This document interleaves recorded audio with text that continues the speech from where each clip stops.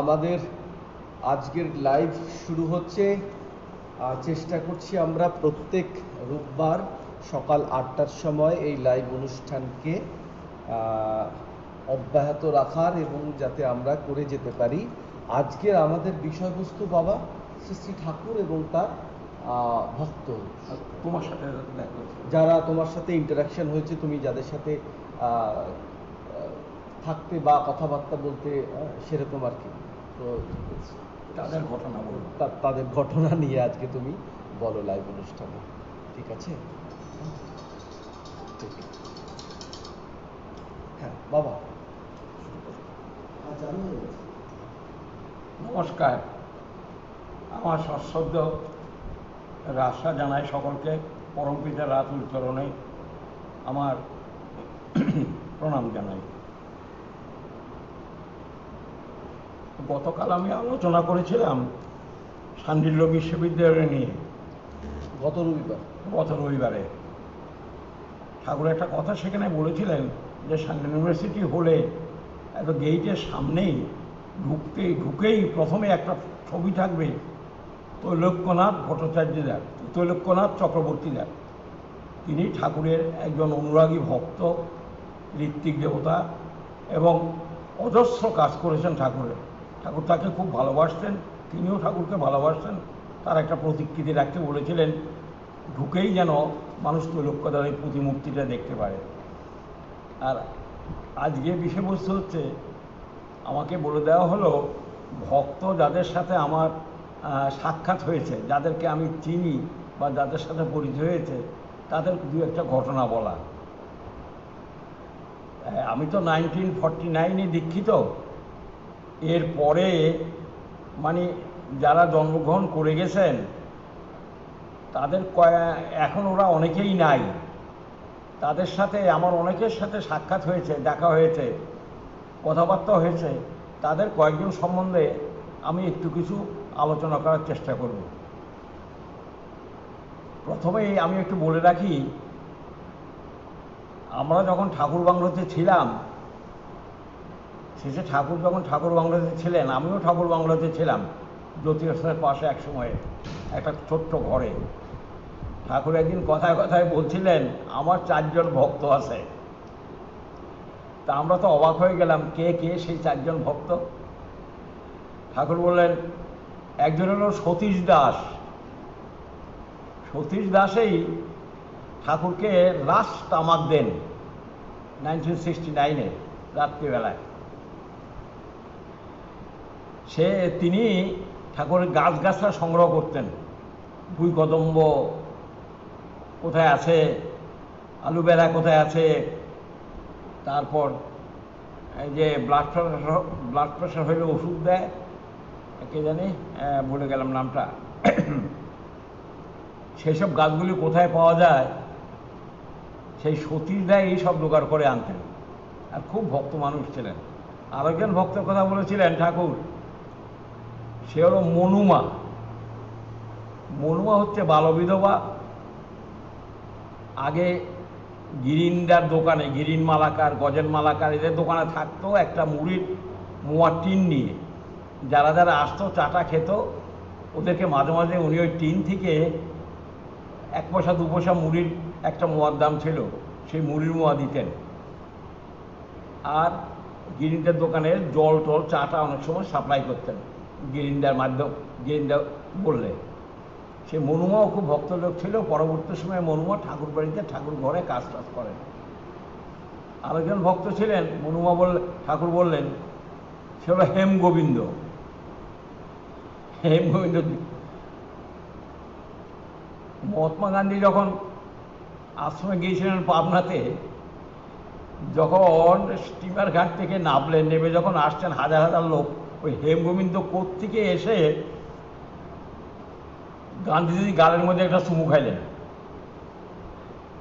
মানে হেমগোবিন্দ তো লম্বা, ম্যাট্রিকে ফার্স্ট ক্লাস, মানে ফার্স্ট ডিভিশনে পাস করেছে, কিন্তু মাথায় একটু সিট আছে। তো চুমু খাওয়াতে গান্ধীজি বলছেন, কে রে কে রে কে রে, ক্যা হ্যাঁ ক্যা ক্যা ক্যা কাটটা হয়। তো সকলেই হেমগোবিন্দ তখন ছাড়াই নিল। তো গান্ধীজি বললেন বিওয়ার অফ দ্যাট ম্যান, আমাকে আবার কখন ধরবে চুমকাবে, আমার আমার ভয় লাগে। তো হেমগোবিন্দ হচ্ছে এক ভক্ত। মনুমার কথা, হেমগোবিন্দের কথা আর সতীশদার কথা। আরেকজন ভক্ত ছিলেন, ঠাকুর বললেন তিনি হলেন বীরেন ভট্টাচার্যদা। বীরেন ভট্টাচার্য বিএসসি পাস, বেটে গুটে মানুষটা, সারা জীবন অবিবাহিত, বিবাহ করেননি। আমি ওনাকে রসসোনা মন্দিরে দেখেছি, তখন কাজলদা যেই বাড়িতে বর্তমানে আছেন, রসসোনা মন্দির ওইখানে ছিল, রঙ্গন ভিলা বলে। রঙ্গন ভিলার পিছনে একটা ঘর ছিল, ওই পাশের ঘরে উনি ওষুধপত্র তৈরি করতেন। আমাদের বহুদিন আমি ওনার কাছ থেকে প্রিভেন্টিনে নিয়েছি। সেই বীরেন বীরেন ভট্টাচার্য পরম ভক্ত, সত্যিই ভক্ত। হাত জোর করে সব সময় ঠাকুর কাছে দাঁড়িয়ে ঠাকুর মুখের দিকে দেখতেন। আর গাড়িতে ভর্তি ছিল, এমন ভালো লাগতো, আস্তে আস্তে কথা বলতেন। সেই বীরেন্দ্র হচ্ছে একজন পরম ভক্ত। এদেরকে আমার সকলেরই দেখার সৌভাগ্য হয়েছে, কথা বলারও সৌভাগ্য হয়েছিল। হেমগোবিন্দ দেওঘরে মারা যান, দেওঘরে এসেছিল। মনুমও দেওঘরে মারা যান, সতীশদাও দেওঘরে মারা যান, বীরেন্দ্রও তাই। আজকে বিশেষ করে ভক্ত তো অনেক আছে, অনেক ভক্ত আপ্রাণ, মানে ঠাকুরকে প্রাণপণে ভালোবাসতেন। এমন ভক্ত আমার মতে আর কি আমি দেখেছি। তো প্রথমে বলতে গেলে আমি আমার ঋত্বিক দেবতার কথাই বলি। শ্রদ্ধাস্পদ ননী গোপাল চক্রবর্তী, পূজনীয় ননী গোপাল চক্রবর্তীরা। তিনি জ্যোতি প্রতিঋত্বিক, পরবর্তী সময়ে সৎসঙ্গের সেক্রেটারিও হয়েছিলেন। তার বাড়ি হচ্ছে নোয়াখালী, 1913 সালে জন্ম। ননীদা খুব বড় পোস্টে কাজ করতেন। তদানীন্তন আনডিভাইডেড ইন্ডিয়ার নোয়াখালীতে তিনি ইন্সপেক্টর ছিলেন। সমস্ত জেলায় জেলায় ঘুরে বেড়াতেন, স্কুলে যেতেন, ফিজিক্যাল ট্রেনার এবং অন্যান্য অনেক বিষয়ে তার যথেষ্ট বুৎপত্তি ছিল। সেই ননীগোপাল চক্রবর্তীদা হচ্ছেন ঠাকুরের একজন পরম ভক্ত। তিনি জ্যোতিও ছিলেন। এই ননীগোপালদা ঠাকুরের সামনে ঠাকুরকে তামাক দিতেন। ঠাকুর তাকে বলতেন এ আমার আনন্দ। বুদ্ধদেবের যেমন আনন্দ ছিলেন, ননীদাকে তাই বলতেন। ননীদের রং কি দুধে আলতা রং, কথাবার্তা কত সুন্দর, কত পরিষ্কার, কত প্রাঞ্জল, কত সফট, আস্তে আস্তে কথা বলতেন। আর ননীদার যাজন এত অপূর্ব। ইস্ট বেঙ্গলের জেসিগুও দেওঘরে আসছিলেন। ঠাকুর তাকে বলছেন ননীদার সাথে আলাপ করতেন। জ্যোতি আশ্রমের জেসুগিয়ের সাথে ননীদার ঘন্টাখানিক ঘন্টা দুইকে আলাপ হয়। জেসুগিয়ে ঠাকুর কাছে গিয়ে বললেন এরম একজন অভিজ্ঞ, জ্ঞানগর্ভ, শাস্ত্রজ্ঞ, পণ্ডিত মানুষ আমি জীবনে খুব কম দেখেছি। খুব প্রশংসা করলেন, ঠাকুর খুব খুশি হলেন। সেই জেসুগু আবার ননীদার কাছ থেকে দীক্ষা নিয়ে গেছেন। ননীদা যখন ফিলন্থ্রপি অফিসে বসতেন সেক্রেটারি হয়ে, বহু বড় বড় লোক বাইরে থেকে আসতো, নন বেঙ্গলি বিশেষ করে। মানে তাদের একটা দৃষ্টি ছিল যে সৎসঙ্গের উপরে কিছু আরোপ করা যায় কিনা, কোনো ট্যাক্স ফ্যাক্স আরোপ করা যায় কিনা, এমন লোকও বহু আসছিল। তো ননীদার সাথে কথা বলার পরে ওরা এত মুগ্ধ হয়ে গেছেন, প্রণাম করে গেছেন, তারা ওসব ভুলে গেছেন। পরে জ্ঞানেন্দ্র বিকাশ গোস্বামীদার পরে MABL সৎসঙ্গের ঋত্বিক সেক্রেটারি, তারপরেই রবি রায়দাকে, আসামের রবি রায়দা খুব বড় ওয়ার্কার এবং পরম ভক্ত লোক। পরম পূজ্যপাদ বরদা বলছিলেন কাকে সেক্রেটারি করা যায়, রবি ঠিক করত। তখন এই রবিদা ননীদার নাম করেন। কথায় কথায় রবিদার সাথে আমার আলাপ হয়েছিল, আমাকেও বলেছিলেন যে ননীদা হইলে কেমন হয়। আমি তো একবারে আকাশ থেকে বললাম যেন। সেই ননীদা যখন সেক্রেটারি হন বহু লোককে তিনি উপকার করেছেন। তার কাছে গিয়ে কেউ ফিরত আসছে না। আর তিনি যখন ঠাকুরকে সেবা করতেন, ননীদা, আমি দেখতাম, আমরা অনেকেই ছিলাম, ননীদা কিন্তু কথা বলতেন না, শুধু ঠাকুরের মুখের দিকে থাকতেন। আর তামাক সেজে এমনভাবে নলটা ঠাকুরের হাতে দিতেন যে দেখার মতো, এত সুন্দরভাবে দিতেন ননীদা। ননীদা গান করতেন কত সুন্দর, ফুটলোর ওই ওই গানটা, বনবাগানে ফুটলো কুসুম, ওসব গান, অকবি কবি হলো, এমন টান দিতেন হাতের উপরে নিয়ে, মনের ভাব দিয়ে। তিনি যে বড় গায়কটা নয়, তার ভাব এত ছিল যে সমস্ত পরিবেশটা, পরিমণ্ডলটা তিনি যেন চাষ করে ফেলতেন, মোহিত হয়ে যেত, প্রবাহিত হয়ে যেত ননীদার ওই গানে।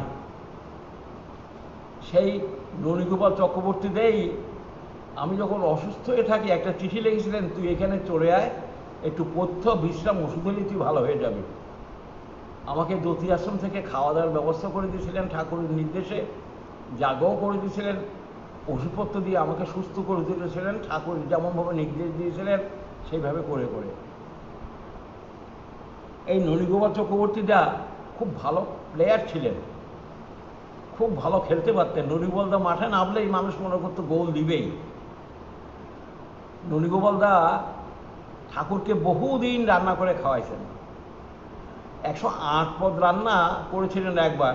ঠাকুর বলছিলেন, রমন শর্মা খাবে, তুমি 108 পদ রান্না করো। সকাল থেকে সন্ধ্যা পর্যন্ত রান্না করে দেন। একদিন হঠাৎ ঠাকুর ননীদাকে বললেন, এই ডালের খিচুড়ি করতে পারিস, চাল ছাড়া। 5 রকম ডাল নিল, কেমন কেমন কেমন করে ডালের খিচুড়ি করলো, সে মানে অপূর্ব বলে। এইসবভাবে ননীদা বহু জিনিস, বেগুনের কোপ্তা, ওই চিড়া ভেজে দিত তেলের মধ্যে, একটুখানি লম্বা লম্বা করে বেগুন কেটে সর্ষের তেলে ভাজা করে ওই বেগুন দিয়ে ওই বেগুনের মধ্যে চিড়া ফেলে দিত, বেগুনের কোপ্তা হয়ে যেত বা বেগুনের পোলাও হয়ে যেত। বিভিন্ন রকম রান্না ঠাকুরের নির্দেশে। ঠাকুর আবার রান্নার বিশারদ, তিনি বলতেন এই পদে এভাবে রান্না করো, এই পদে এভাবে রান্না করো। রান্নার ব্যাপারেও ঠাকুর ননীদাকে অনেক ডিরেকশন দিয়েছিলেন। আর ননীদা তামাক দিলেন, ঠাকুর খুব তৃপ্তির সহিত খেতেন। আর একজনে তামাক দিলে ঠাকুর বলতো খুব ভাল লাগতো না। কিন্তু কয়েকজন ছিলেন, তাদের মধ্যে ননীদা একজন, যার হাতে তামাক খেতে ঠাকুর খুব ভালোবাসতেন। গাড়ু গামছাটা কেমন করে রাখতে হয়, দিতে হয় ঠাকুরকে, গামছাটা কোন সময়ে কখন, ননীদা সজাগ দৃষ্টি থাকতো, কাছে বসে থাকতেন চুপচাপ আর শুনতেন। এই ননীগোপাল চক্রবর্তীদা যেদিন মারা যায়, সেই 2000 সালে ননীদা মারা যান।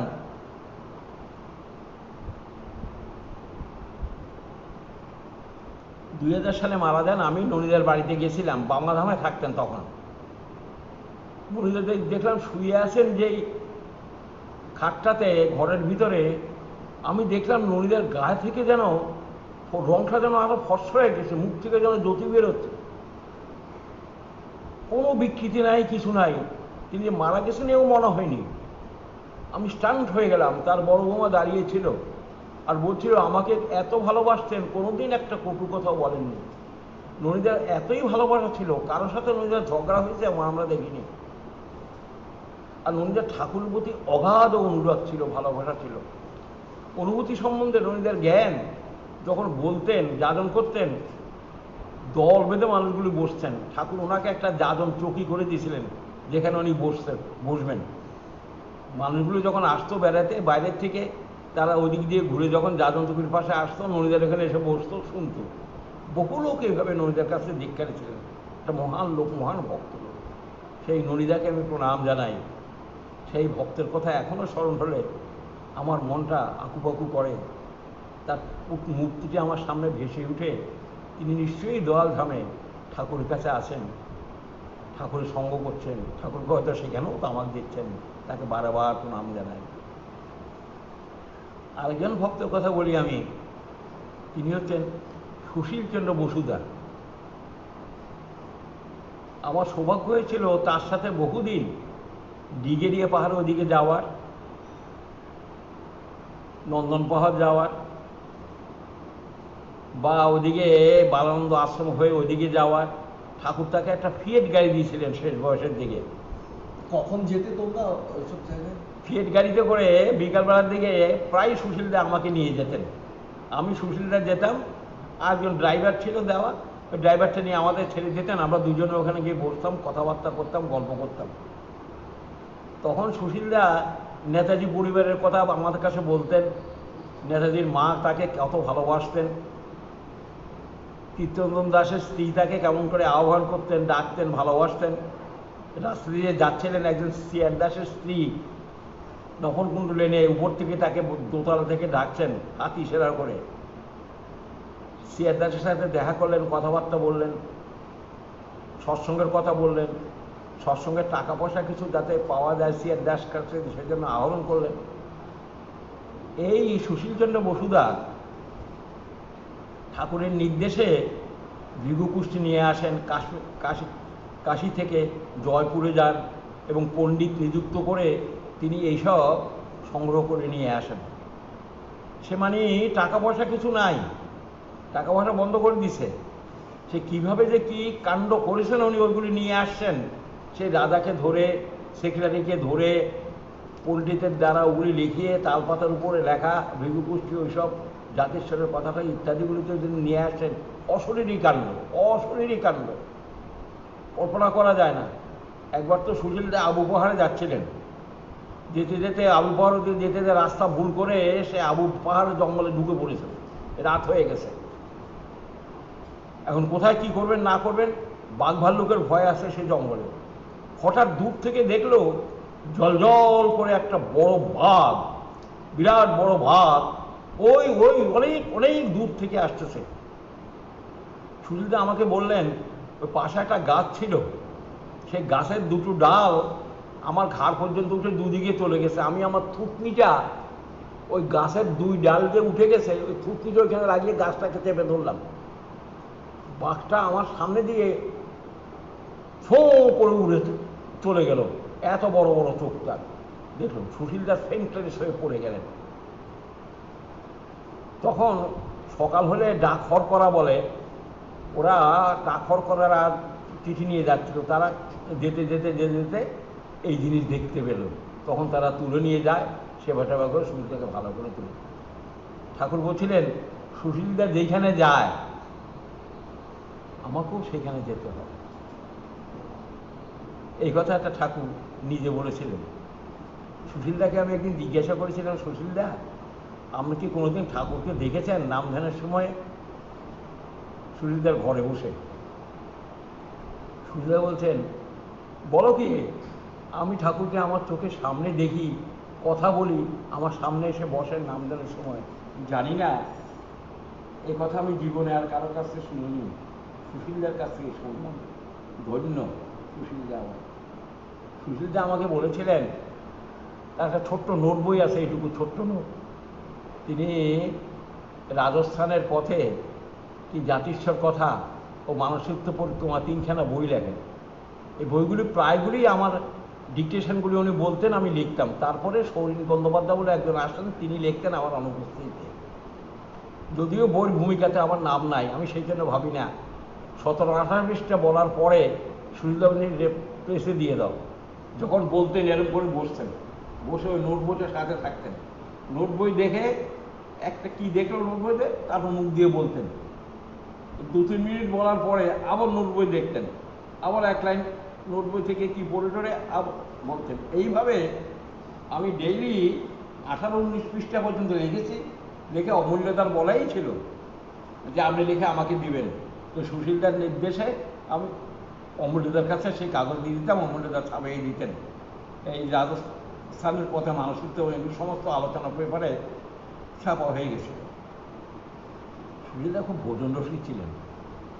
একটা আস্ত কবির রোস্ট আমার মনে আছে, এখন আমার নিমন্ত্রণ করেছিল ওনার বাড়িতে। একটি মা ছিল, দুতিকা মা বলে নাম, ভক্তিমতী মা। সুশীলদাকে মেয়ের মতো ভালোবাসত, সোনা দায়রা সব কিছু দিয়েছিল, সুশীলদার কাছেই থাকতো। ওই দুতিকে মা রান্না করতেন। মাঝে মাঝে হেমপ্রভা মা বলে একজন ছিলেন, আমাদের শৈলেশ ব্যানার্জিটা সমস্তপুরের উকিল ছিলেন। যিনি হরিরঞ্জনদাকে আনেন। সে শৈলেশ ব্যানার্জির বোন হচ্ছে এই হেমপ্রভা মামা। হেমপ্রভা খুব ভালো রান্না করতে পারতেন। উনি শিখেছিলেন দুথিকা মাকে কেমন করে রান্নাবান্না করতে হয়, সুশীলদাকে ওই রান্নাবান্না করে খাওয়াতো। তো এই সুশীলদা, আমরা মনে আছে একদিন সুশীলদের সাথে আমি নন্দন পাহাড় যাচ্ছি। আমরা হিসাব করে দেখলাম ঠিক সুশীলদের ঘর থেকে, অর্থাৎ ঠাকুর বাংলাতে যে ঘরে উনি থাকেন, বর্তমানে মেমোরিয়া যেখানে, তার কোণে একটা ছোট্ট ঘর আছে, ওই ঘরে সুশীলদা থাকতেন। একটা ছোট্ট চৌকি ছিল, ওই চৌকিতে থাকতেন। তো সেখান থেকে আমরা দুজনে বিকালবেলা 3টে সাড়ে 3টার সময় রওনা দিতাম। রওনা দিয়ে হাঁটতে হাঁটতে হাঁটতে হাঁটতে হাঁটতে হাঁটতে আমরা নন্দন পাহাড়ে যেতাম। তখন সুশীলদাকে তখনও গাড়ি দেয় নাই, গাড়ি পরে দিয়েছিল। হাঁটতে হাঁটতে গেলাম নন্দন পাহাড়ে, গিয়ে 45 মিনিট লাগতো আমাদের, আমার মনে আছে। সেই 45 মিনিট লেগে আমরা নন্দন পাহাড়ের উপরে গিয়ে শিব মন্দিরের পশ্চিম দিকে একটা মসৃণ পাথর ছিল, সেই পাথরে গিয়ে বসতাম আমরা দুইজনে। সুশীলদা কত কথা বলতেন, কত গল্প করতেন। তিনি দিল্লিতে গিয়ে কেমন করে বড় বড় সমস্ত মন্ত্রীদের, ভিআইপিদের আনতেন। ঠাকুর বলছিলেন বড় বড় মন্ত্রীদের নিয়ে আসবেন উৎসবে, কান টানলে মাথা আপনিই আসে, বড় বড় ওদের আনবেন, মিটিংয়ে ওদের ডিসাইড করাবেন, ওদেরকে প্রধান অতিথি করবেন। এই যত বড় বড় লোক আসছিল ওই সব সময়ে দেওঘরে সুশীলদা যখন কর্তৃপক্ষের মধ্যে একজন বিশেষ স্থান অধিকার করতেন, ওই ঠাকুর দিল্লিতেই উনি কাজ করতেন। বহু লোককে তিনি দিল্লিতে দীক্ষাও দিয়েছিলেন, সুশীলচন্দ্র বসুদা। সেই সব লোকগুলোকে আনার মূল্য হচ্ছেন এই সুশীলচন্দ্র বসুদা। একবার ঠাকুর তাকে জওয়াহরলাল নেহরুর কাছে পাঠাইছিলেন, কী জন্য? যে বাংলার যে রিফিউজি আছে ওদের সম্বন্ধে বলার জন্য, এবং ভারতবর্ষে যাতে বিভাগ না হয় সেই জন্য ঠাকুর তাকে ওনার কাছে পাঠিয়েছিলেন সে বলার জন্য। সুশীলদা সাক্ষাৎও করেছিলেন এবং জমির জন্য জওয়াহরলাল নেহরুকে বলেও ছিলেন। জওয়াহরলাল নেহরু সেই দুর্গাপুরের কাছে পানাগড়ে সেই জমির ব্যাপারে বলেছিল, এই জমি আছে, তোমাদের যদি চিফ মিনিস্টার দেয় তোমরা নিতে পারো, এরকমও কথা হয়েছিল। কিন্তু দুঃখের বিষয় আমাদের অতখানি জমি, যতখানি জমির প্রয়োজন অতখানি চিফ মিনিস্টার দেননি, অল্প দিতে চেয়েছিলেন, ঠাকুর তাতে রাজি হননি। তো সুশীলদা ভীমকর্মা লোক ছিল, কথা কম বলতেন। আর আমি দেখতাম শেষের দিক দিয়ে, লাস্টের দিক দিয়ে সুশীলদা ওই 3টে সাড়ে 3টার সময় ওই ঠাকুর বাংলার যেই ঘরে থাকতেন, উনি মেমোরিয়াল পাশের ঘর থেকে আস্তে খালি গায়ে বেরিয়ে এসে ওই ঠাকুর কাছে 3টে সাড়ে 3টা ঠাকুর ঘরে যেতেন, ওইখানে গিয়ে বসতেন। একটা ছোট্ট আসন করে দিয়েছিল তাকে, সেই আসনের মধ্যে বসতেন সুশীলদা। আমিও পাশে ছিলাম, তখন আমি ঠাকুরের বাণী লিখতাম। সুশীলদা কথাবার্তা বলতেন, ঠাকুর দেখে মাঝে মাঝে দেখতেন, এমন করে দেখতেন, আবার ইয়ে করতেন।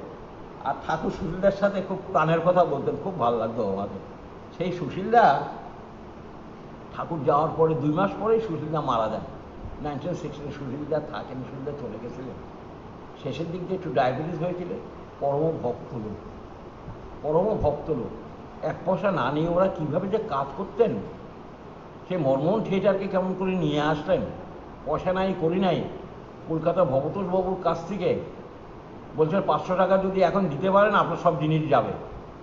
চলে গেল 3 পয়সার ট্রামে করে এসপ্লেনেডে। ও তো কোথায় এক অফিসে গিয়ে কোনো এক অ্যাকাউন্টেন্টকে বললেন আমাকে 500 টাকা দেন।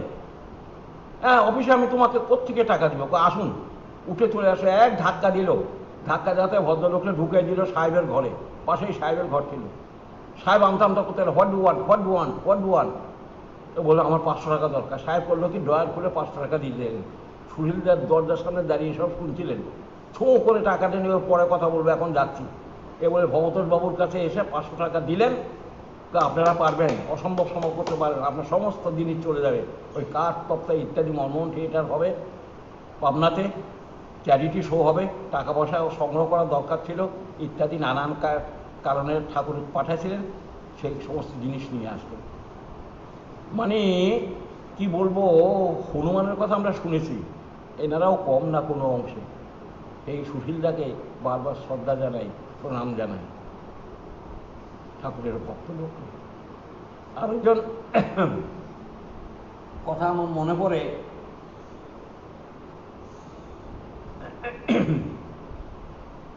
সুশীলদের কথা বলতে বলতেই আরেকজনের কথা মনে পড়ে, সে হচ্ছে আমার হাউদের মান্দা। হাউদের মান্দা 1945 সালে ঠাকুরের কাছে আসেন। সে আসার অনেক ইতিহাস আছে, ডায়মন্ড হারবার থেকে আসছিল, কেমন করে কি হলো না হলো সে এক ইতিহাস ঘটনা। স্পেন্সার দায়ী তাকে নিয়ে আসে ঠাকুরের কাছে, দীক্ষা নেন, দীক্ষা নিয়ে থেকে যান। তো একদিন তো স্পেন্সার এই হাউজের মানরা কোথায় জানে বাইরে যাবেন ঠিক হয়েছে, তো ঠাকুর কাছে প্রণাম করতে আসছেন, তাই বাইরে যেতেই হবে। তো ঠাকুর কাছে প্রণাম করছে, ঠাকুর বলছেন তুই আমার চেয়ে বুঝি আমার কাজকে বেশি ভালোবাসিস না? হ্যাঁ, কি বললেন? তুই আমাকে যতটা ভালোবাসিস তার চেয়ে বেশি ভালোবাসি আমার কাজকে, তাই না? হাউজের আকাশ থেকে বললেন, কি বলছেন? তখন হাউজের আর গেলেন না, হাউজের যাওয়া বন্ধ করে দিলেন। হাউজের একটা কথা বলতেন, সব মা কালীর নাম দিয়ে বলতে, ইচ্ছাময়ী তারা তোমার, লোকে বলে করে আমি। সকলেই তোমার ইচ্ছা, সকলেই তোমার ইচ্ছা, ইচ্ছাময়ী তারা তুমি, ইচ্ছাময়ী তারা তুমি, তোমার কর্ম তুমি করো মা, তোমার কর্ম তুমি করো মা, মুখে বলে করি লোকে বলে আমি, লোকে বলে করি আমি। এরকম এই কথাটা আর কি, এগুলো প্রায় বলতেন। ঠাকুরের কাজ করেই তিনি বলতেন, এই কথাটা বলতেন। আর ঠাকুর সকলে আমরা হেসে দিতাম।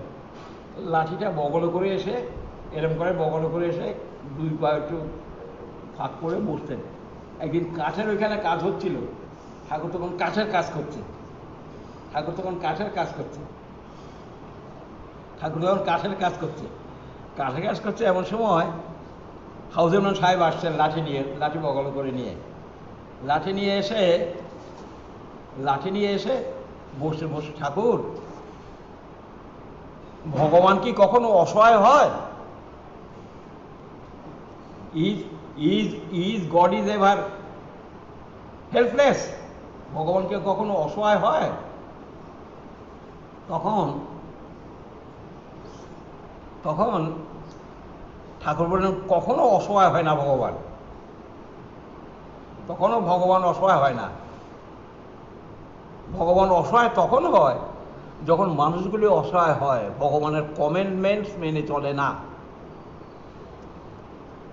ভগবানের আদেশ যখন মানুষ না মেনে চলে, তখন এই কাজ হয় না, ভগবান অসহায় ফিল করে। হযরত মুহাম্মদের ঠাকুর বলেন গার্ডেল খুব স্ট্রং ছিল। হাউজুর থেকে বললেন যিশুর গার্ডেল স্ট্রং না, গার্ডেল মানে বেষ্টনী। মহাপুরুষরা প্রকাশ পায় তাদের বেষ্টনীর মাধ্যমে। ফুল যে তার গন্ধটা কে বহন করে নিয়ে যায়? বাতাস বহন করে নিয়ে যায়। তো মানুষ হলেও যারা ভগবান, ঈশ্বর বা পুরুষোত্তম, এদের যে গন্ধ, এদের যে বাতাস, এদের যে ঐশ্বর্য, বীর্য, ত্যাগ, বৈরাগ্য ইত্যাদি, এদের যে শক্তি, এদের যে ভবিষ্যতের কথা বলা ইত্যাদি কে বহন করে? বহন করে তার ভক্তেরা। এই ভক্তেরা যত বেশি হয়, যত বড় হয়, ততই তারা ফ্লারিশ করে। হাউজের মানরা 1945 সালে দীক্ষিত। বহু লোককে তিনি দীক্ষা দিয়েছেন, তিনি ঠাকুর তাকে পাঞ্জাও দিয়েছেন।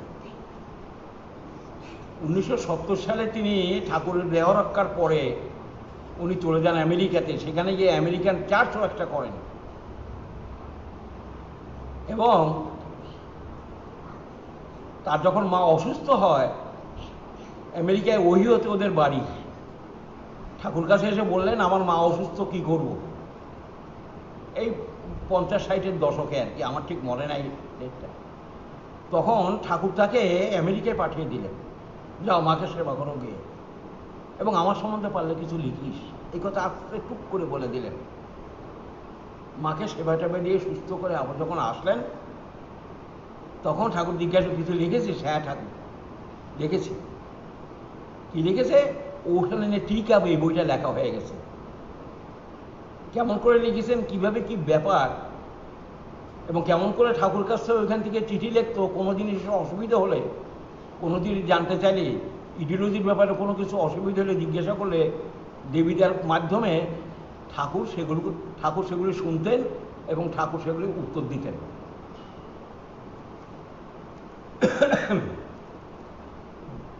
ঠাকুর সেগুলি উত্তর দিতেন। এইভাবে তিনি ঠাকুরের বই লিখে গেছিলেন একটা, এবং ক্যানেডিকে পর্যন্ত সেই বই দিয়েছিলেন, এবং ঠাকুরের সান্যাল ইউনিভার্সিটির জন্য আপ্রাণ চেষ্টা করেছিলেন, এবং ক্যানেডির দরবারে গিয়ে এই যে লেখালেখি করা এই এলাকা, তার মধ্যে হাউজের মান্দা একজন অন্যতম। ঠাকুরের ডিরেকশন অনুযায়ী এবং সৎসঙ্গের কর্তৃপক্ষের মাধ্যমে সেই ক্যানেডির সাথে পর্যন্ত চিঠি চালাচালু হয়েছিল ঠাকুরের শখ এটা সান্যাল ইউনিভার্সিটি করার। তখনকার দিনে প্রায় 75 কোটি রুপির দরকার, সে টাকা কোত্থেকে আসবে ইত্যাদি ইত্যাদি। হাউজের মান্দা আপ্রাণ চেষ্টা করেছিলেন সে সান্যাল ইউনিভার্সিটির জন্য, এবং হাউজের মান্দাই একমাত্র মানুষ যিনি কাপুরদাকে খুব কন্ট্রোলে রাখতেন। কন্ট্রোলে মানে তার সাথে খুব বন্ধুত্ব ছিল, কাপুরদার বাড়ি গিয়ে উঠতেন। সেই কাপুরদা যখন অনেক সময় কাপুরদাকে সঙ্গে করে নিয়ে আসতেন, কাপুরদাকে ঠাকুর একটা কথা বলেছিলেন, follow lord Krishna with your every full step. কথাটা হচ্ছে এই, follow the lord Srikrishna with your full step, move in the way of Chanakya, move in the way of Chanakya. তারপর বললেন, and but with the active devotion like Hanuman. হনুমানের মতো active devotion নিয়ে তুমি লড়ো, চাণক্যের মতো বুদ্ধি নিয়ে, কৌটিল্য বুদ্ধি নিয়ে তুমি চলো, আর তোমার ডিভোশন থাকবে শ্রীকৃষ্ণের উপরে, উইথ ইউর ফুল স্টেপ, পূর্ণ পদক্ষেপে, অর্থাৎ সমস্ত মনোপ্রাণ নিয়ে তুমি শ্রীকৃষ্ণকে ভালোবাসো। Love Lord Krishna, follow and with, কেমন করে, with the intellect of Chanakya, চাণক্যের মতো কৌশল হয়ে চলো, এবং হনুমানের মতো গর্জি উঠো উইথ ভলিউশনে লার্জ। ঠাকুর বলেন ভলিউশনে লার্জ দরকার, পরাক্রমী ভলিউশনে লার্জ, আগ্রহ, অদম্য ইচ্ছা, ইউনিভার্সাল ভলিউশনে আর্টস দরকার। সেই আর্টস ছিল আমাদের হাউজের মান্দা। বাংলায় যখন বক্তৃতা দিতেন, তার টেস্টি বক্তৃতা, কি সুন্দর বলে যেতেন, এবং অনর্গলভাবে উইথ ফুল স্পিড তিনি বলে যেতেন। সেই হাউজের মান্দা ঠাকুরের পরম ভক্ত ছিলেন, অনেক কাজ করে গেছেন, আমেরিকায় পর্যন্ত নিয়ে গেছেন কাজলদার ছোট্ট ছেলেটাকে, যাকে আমরা বাবু সোনা বলি, তার ট্রিটমেন্টের জন্য এই কাপুরদা থ্রু হাউজের মান্দা। আবার এই কাপুরদাই এক সময়ে সান্যাল ইউনিভার্সিটি করার ব্যাপারে ঠাকুরকে বলেছিলেন, আমি করবো সান্যাল ইউনিভার্সিটি, ইত্যাদি ইত্যাদি। সেই কাপুরদাকেও শ্রদ্ধা জানাই। তিনিও 2007 সালে চলে যান। সেই কাপুরদার সাথে আমার ব্যক্তিগত পরিচয় ছিল, তার বাড়িতে আমি ছিলাম, বিরাট হনুমানের প্রতিকৃতি তার সামনে দেখেছিলাম। সেই কাপুরদা আমাদের পরম আদরণীয়। আর হাউজের মান্দা কাপুরদা বানানো দুজন, তার ফ্যাক্টরিতে, শালক্ষেতে বিরাট ফ্যাক্টরি,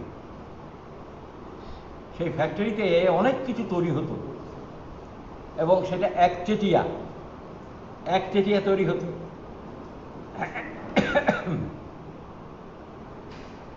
কাপুরদা একবার করছিল কি, ঠাকুর আমি আর চাকরি বাকরি করবো না, ব্যবসা করবো না, আমি আপনার কাজ করবো, আপনার কাছে চলে আসবো।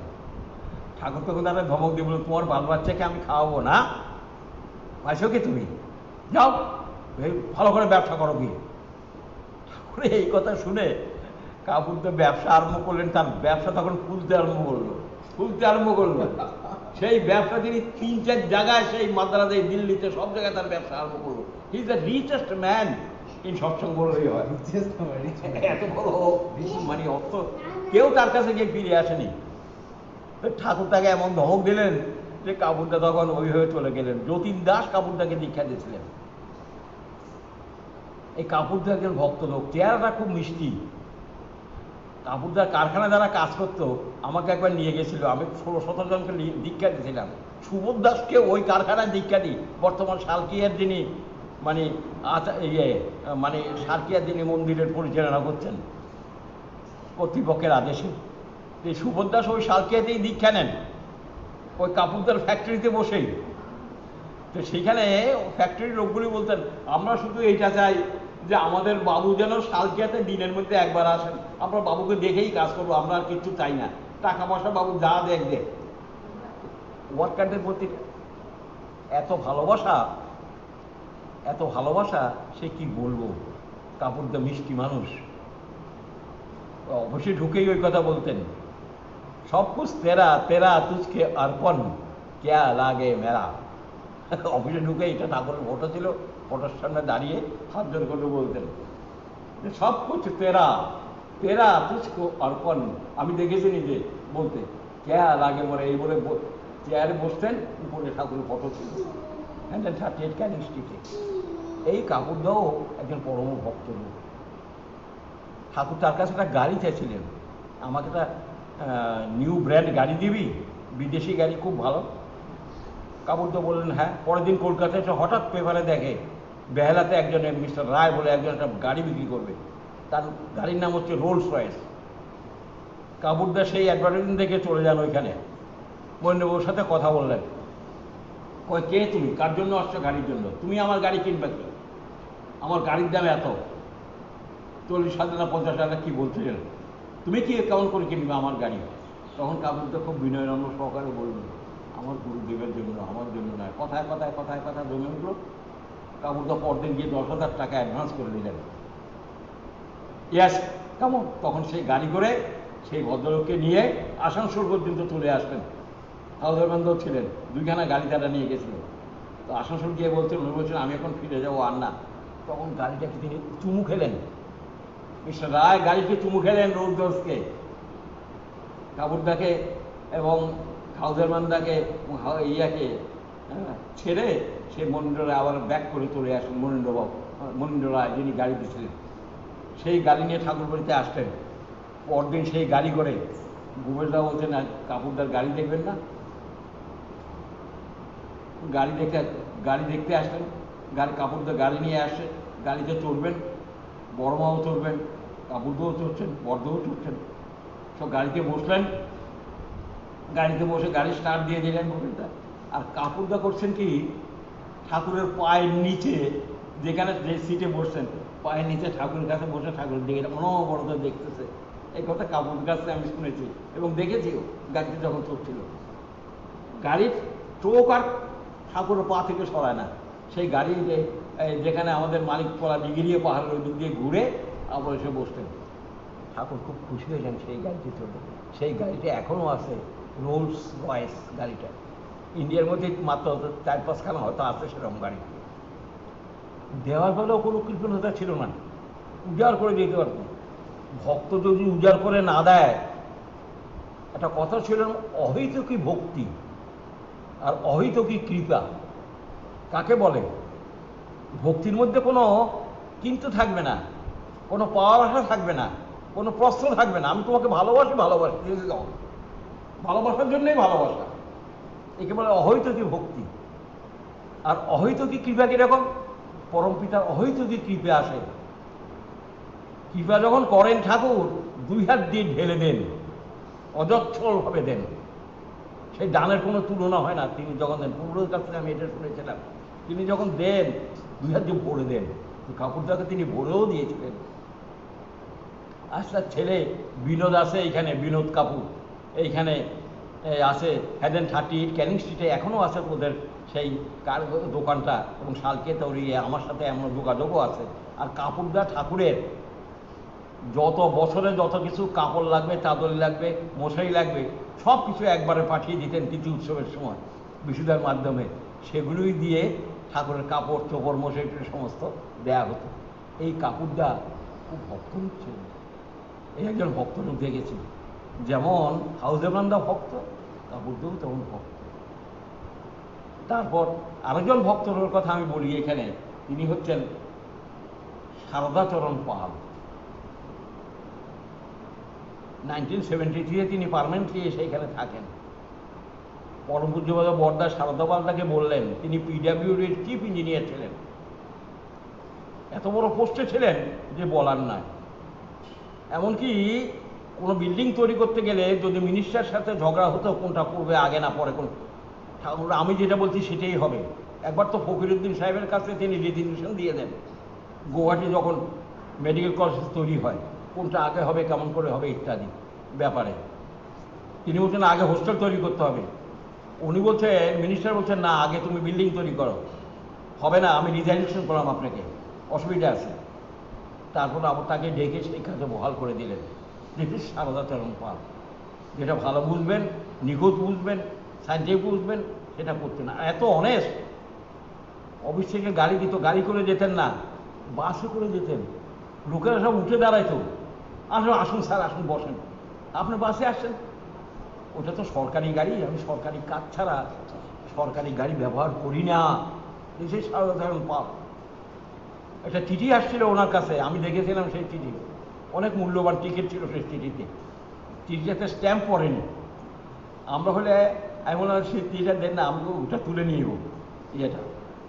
না, এটা সরকারকে ফাঁকি দেওয়া হয়, সরকারকে ফাঁকি দেওয়া হয়, ওই টিকিট জন্য ব্যবহার করি।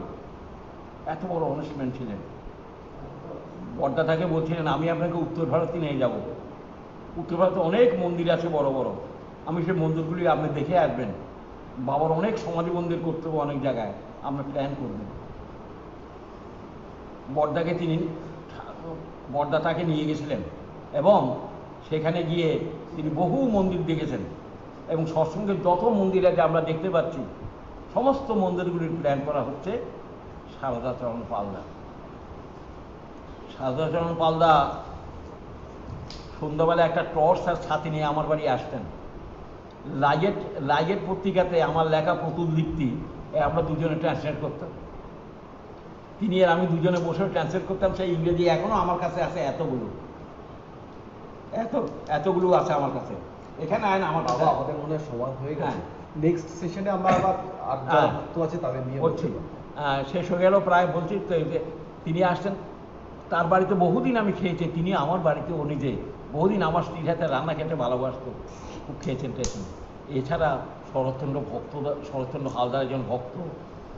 বাবা, তাদের নিয়ে আমরা নেক্সট সেশনে আমারও আজকে সময় হয়ে গেছে। এই শরৎদাও আমাকে কত পড়াইছেন, ঘুম থেকে সকালবেলা উঠে নিয়ে যেতেন সেই দারোয়ার পাড়ায়। ঠাকুর বলছিলেন যে প্রশাসন নিয়ে নামধান করে চলে আসবি, নামধান করে চলে আসতাম শরৎদার সাথে। আমি যেতাম অনেক দিন, শরৎদাও যেতেন, আমিও যেতাম। সকালবেলা আমি বেরোতাম, শরৎদা মাঝে মাঝে বিকেলবেলা আমাকে নিয়ে যেতেন। আমার ছেলেদের খুব ভালোবাসতেন, প্রাইজ দিতেন, আমার বড় ছেলেকে খুব প্রাইজ টাইজ দিতেন। সেই শরৎদাকেও আমি স্মরণ করি, ননিদাকেও স্মরণ করি, হাউজবেনদাকে স্মরণ করি, সারদা পালকে স্মরণ করি, আরেকজনকে স্মরণ করি, তিনি হচ্ছেন কেসি ব্যানার্জি, কিরণচন্দ্র ব্যানার্জি। সৎসঙ্গে যদি কেউ আমাকে বলে প্রশাসন হওয়ার উপযুক্ত লোক, he is Kiranchandra Banerjee and Saradacharan Pal. এই দুজনের প্রশাসনিক ক্ষমতা, ডিগ্রি, ভালোবাসা, ঠাকুর প্রতি অনুরাগ অসম্ভব অসম্ভব অসম্ভব। এদেরকে মাথায় নিয়ে, এদেরকে মাথায় রাখি, তার ঠাকুরকে তো মাথায় রাখবেই। এবং এরাও এদের যে রকম, এদের যে ভক্তি, এই ভক্তিভাব আমরা নিজেরা আহরণ করব, ভক্তদের ভক্তিভাবেই আমরা নিব। ভক্তের কাছে ভজনশীল তারা ভজনপ্রাপ্ত। কিরণদা ভজন পেয়েছিলেন, অসম্ভব কাজ করে গিয়েছিলেন। সারদা পালদা অসম্ভব কাজ করে গিয়েছিলেন, হাউজারম্যানদা অসম্ভব কাজ করেছেন, ননিদা অসম্ভব কাজ করলেন, শরৎদা আসাম জয় করে চলে আসতেন, বর্মা জয় করে চলে আসতেন। ঠাকুর কাছে বলতেন, পার্লারে সকলে শুনতো, আসেন হাত মুখ ধুয়ে আসেন, গল্প করেন শুনি। ঠাকুর বলতেন, তা শরৎদা যখন গল্প করতো ঘর ভর্তি হয়ে যেত লোক, সকলে শুনতো, কেমন করে বলতেন না বলতেন ইত্যাদি। ঠাকুর যে কত আনন্দ করেছেন এদের নিয়ে, এই ভক্ত। আর মণিসেনদাও ছিলেন একজন পরম ভক্ত। মণিসেনদা ঠাকুর মাঝে মাঝে মণিসেনদা সকাল 6টা থেকে আরম্ভ করে রাত 10টা পর্যন্ত কাজ করে যেতেন ফিরন্তপুর বিষয়ে, তার কাছ থেকে সাহায্য পায়নি এমন লোক কেউ নাই। অজয় গাঙ্গুলি যে একজন লোক, ইঞ্জিনিয়ার, প্রতি পড়তে তার ওইখানে ঠাকুর বাংলা এবং বর্দার বাড়িতে তার কাজ রয়ে গেছে। এই প্যান্ডেল করা, এই পাম্প আনা, এই রাস্তা করা, ঠাকুর বাংলার সমস্ত কিছু করেছেন অজয় গাঙ্গুলি দেয়। এরা একজন কি বলবো, এরা হনুমানের চেয়ে কম নয়, বিবেকানন্দের চেয়ে কম নয়, এরা আমাদের নমস্য, এরা প্রণম্য, এদের স্মরণ করি, এদের যে তেজ, এদের যে নিষ্ঠা, এদের যে ভক্তি আমাদের কাছে স্মরণীয়। ঠাকুর এদের মঙ্গল করেন, এরা দয়াল ধামা ঠাকুর কাছে দয়াল, আপনার বাণী, আপনার আদর্শ, আপনার ইয়ে আমরা প্রচার করবই, সকলে মিলেই করব, আপনি আশীর্বাদ করেন, আপনার আশীর্বাদে আমরা শুধু চাই। জয় গুরু।